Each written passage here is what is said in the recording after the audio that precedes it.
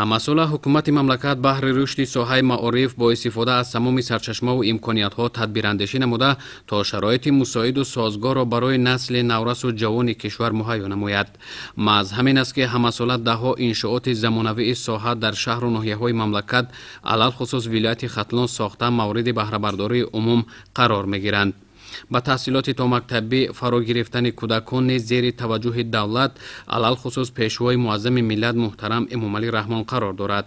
пас аз ин масъулини раёсати маорифи мақомоти иҷроияи ҳокимияти давлатии вилояти хатлон низ нақша чорабиниҳо тартиб дода то имрӯз иқдомҳоеро пиёда намуданд. зиёд гардидани муассисаҳои томактабӣ ва таваҷҷӯҳ гардидан ба сохтмону ҷалби тарбиятгирандагон ба зинаи таҳсилоти томактабӣ дар вилояти хатлон низ рӯз аз рӯз ва сол аз сол афзоиш карда истодааст. агар нисбат ба солҳои қаблӣ мо аҳамият диҳем, фарогирӣ ба зинаи таҳсилоти томактабӣ низ зиёд гардида истодааст. агар дар соли таҳсили 2023-2024 дар ҳудуди вилояти хатлон 169 адад муассисаҳои томактабӣ фаъолият дошта бошанд, дар соли таҳсили 2024-2025 дар ҳудуди вилояти хатлон 177 адад муассисаҳои томактабӣ фаъолият менамоянд ки ин ҳам аз рушди зинаи таҳсилоти томактабӣ шабоҳат медиҳад. дар ноҳияи ҷайҳун 3 муассисаи таҳсилоти томактабӣ фаъолият мекунад ки дар онҳо 400 нафар кӯдак ба тарбия фаро гирифта шудаанд. дар муассисаи таҳсилоти томактабии рақами 1 140 нафар, дар муассисаи таҳсилоти томактабии рақами 2 165 нафар кӯдак зери тарбияи мураббияҳо фаро гирифта шудаанд. дар муассисаи томактабии мо 7 гурӯҳ амал мекунад ки дорои 165 нафар кӯдак мебошад.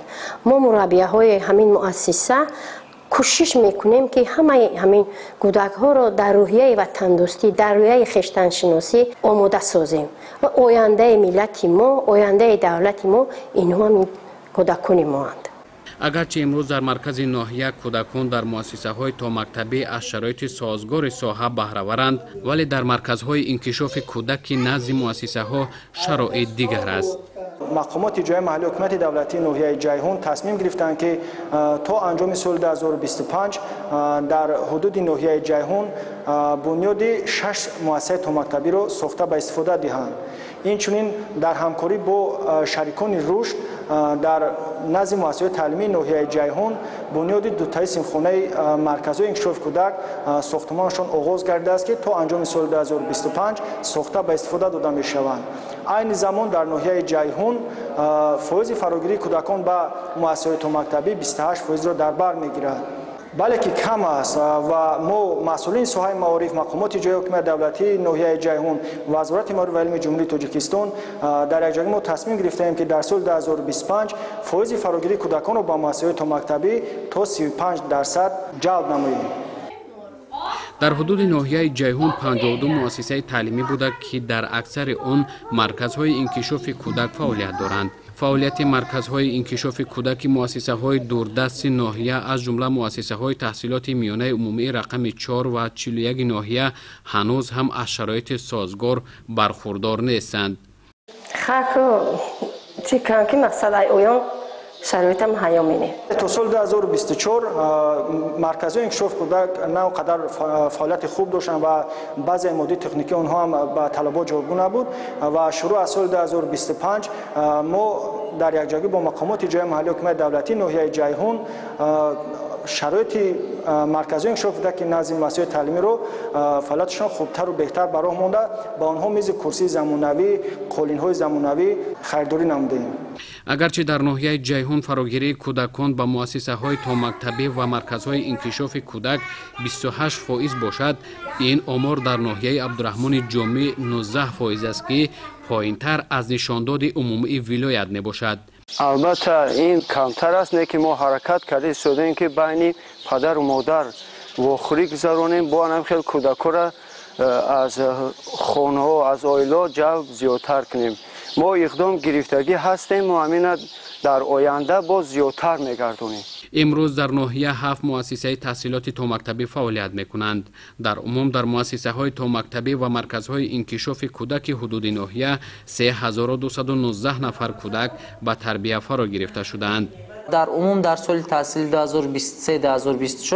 در حدود ولایت ختمون 86893 نفر تربیت گیرندگان در زینه تحصیلات تا مکتبی جلب گردیده بودند که این برابر به 21% بود. در سال تحصیل 2024-2025 باشد 105463 نفر در زینه تحصیلات تا مکتبی فرا گرفته شده است که این برابر به 24.7% رو تشکیل می‌دهد. سال تا سال به مؤسسه های تحصیلات تا مکتبی مربیه های جلب می شوند که تحصیل کرده و جوابگو به ساحه باشند. در مؤسسه تعلیمی ما نیز نزدیک به 33 نفر کودک برای تعلیم و تدریس فرا گرفته شده است.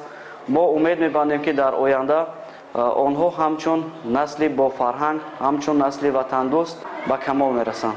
چگونه ای که رهبریت عالی کشور در پیام خود قید کردند که سالهای 2025-30 باغچه‌های بچگانه ساخته به استفاده داشت، اهل دهه این سیاست رهبریت عالی کشور را پیش گرفته همت بستند که به نزدیکی باغچه بچگانه کلانتر را ساخته به استفاده دهند.